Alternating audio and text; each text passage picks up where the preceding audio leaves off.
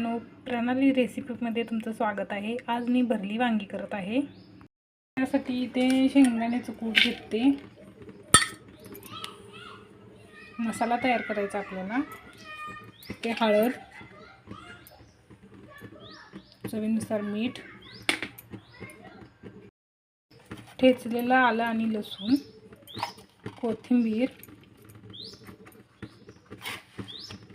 तिखट आपल्या तुम्हाला कितपत हवं तुमच्या आवडीनुसार तिखट तुम्ही टाकू शकता। त्यात मी 3 चमचे टाकते व थोडंसं तेल, 1 चमचा तेल घालून हे सर्व मिक्स करून चांगला मसाला मी वांगी घेतल्यात। आता या वांग्यात हा मसाला भरून घ्यायचा।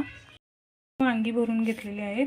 आता ही वांगी आपण चाळणीत ठेवून 15 ते 20 मिनिटं वाफ देऊया।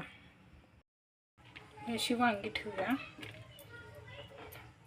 पाणी उकळत ठेवलं, त्यावर मी चाळण ठेवली आणि अशी याची चांगली 15 ते 20 मिनिटं चांगली वाफवून घेऊया।